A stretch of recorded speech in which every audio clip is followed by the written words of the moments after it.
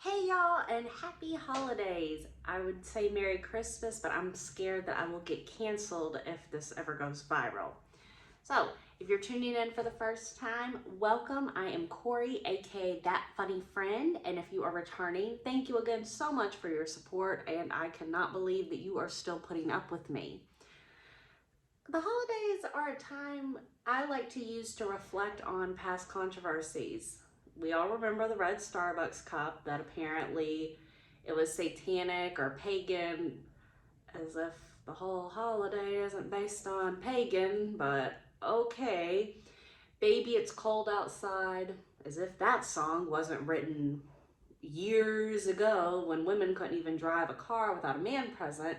And then last year, the Peloton ad, before we all knew that we would be locked in our homes and not be able to go to a gym.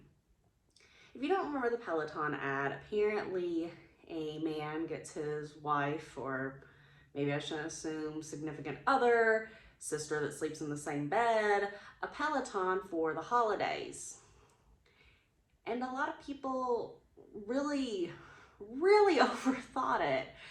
I mean, we see the commercials every holiday season. The Toyota fun, the Lexus, Apple, all that's fine. But God forbid someone gets their wife or whoever a Peloton that is a very expensive gift for the holidays.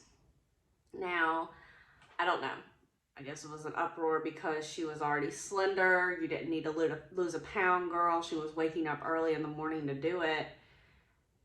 When did you want her to do it? Did you want her to leave work and do it? Did you want her to do it after? Like, most people work out in the morning.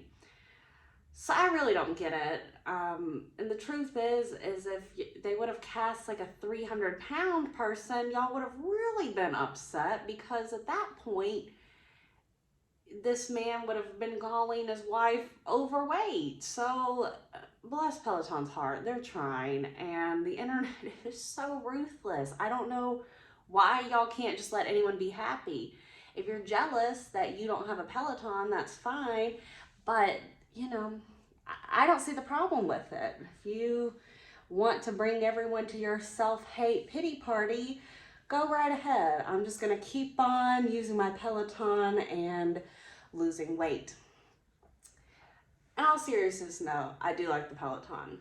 I've always wondered what it would be like to be in a cult.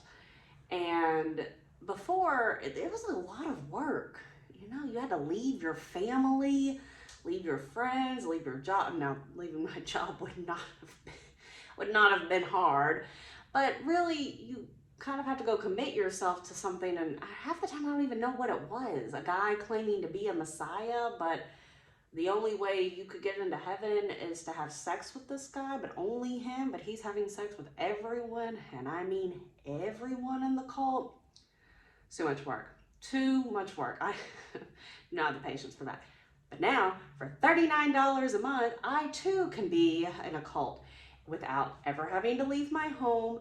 My family will probably leave me because they're so annoyed with me talking about it, and I don't have to worry about sex because this saddle will wear your ass out.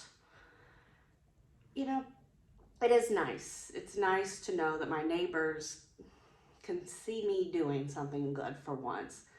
They can see that I'm bettering my life, and they can also see something more exciting that lasts longer than 2 minutes.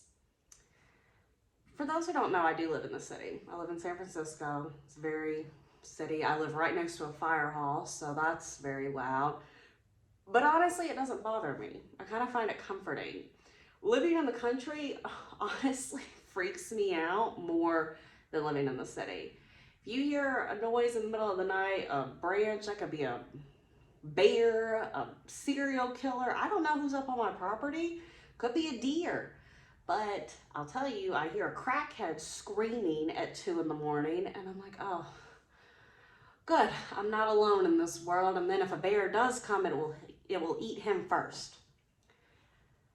This city is something else. For those of you that I've actually talked to about it, you have a little glimpse. I've told you a few things, but for those who don't, I'm going to tell you a story just to paint the picture. So one day I was walking around with my friends. I was wearing an LA Dodgers hat because I'm an Elton John fan. Like, very obvious to me. Like, why else would I have an LA Dodgers hat on? Being from Braves, that Braves country, Braves, Atlanta, what? I don't know what they actually call it, so I guess I'm not that big of a fan. But I would cheer for the Braves, and I did. But of course, being in Atlanta, I'm used to them blowing leads. So let that let that side story go away from your memory. So I'm walking with my friends, and there's this guy, and he comes up to us and approaches me because these people can target me. They can sense me like a dog at your friend's house can sense that you're on your period. If you don't get that, you're lucky. So he comes to me and asks me for money. I had a couple dollars after having a couple drinks, so of course did the right thing and handed it to him. And I swear, the moment that money went from being my possession to his possession, fuck LA, fuck the Dodgers, fuck LA. What? I was in shock. I really was in shock. I don't think I said anything. And you know, if I could go back and redo it, the classic scenario of if I could just do it again, I would have told this guy, okay, sir, I'll burn my hat. No. I would have done it. So, but this gets more wild because we crossed the street and he's still yelling across the street, fuck LA. I didn't know what to do. I don't know why this guy's still yelling at me. Like, what was I supposed to do? And I swear, every time I walk past Giant Stadium, I can still hear his echoes. Fuck the Dodgers. Fuck the Dodgers. You know, sometimes they sound like children, they sound like women, but that man, his memory will live with me forever. Hold on one moment. Let me get a little sip here.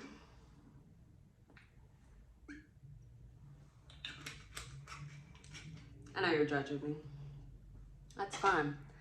But I'm responsible and I'm not going to put a wine glass and a cup holder on my Peloton. Please. That could cause broken glass, spilled wine, which would be the worst. So, in conclusion, if you have a Peloton, you can add me. If you like what you saw today, or if you didn't like it, or if you found it mildly interesting, you could hit like and subscribe to support a girl and tune in next time. I hope I have some new content for you. If not, I will just walk in the streets of San Francisco and I swear after 30 minutes, I will have a lifetime of stories. So thank you again. Remember, I'm Corey, aka That Funny Friend, and see you next time.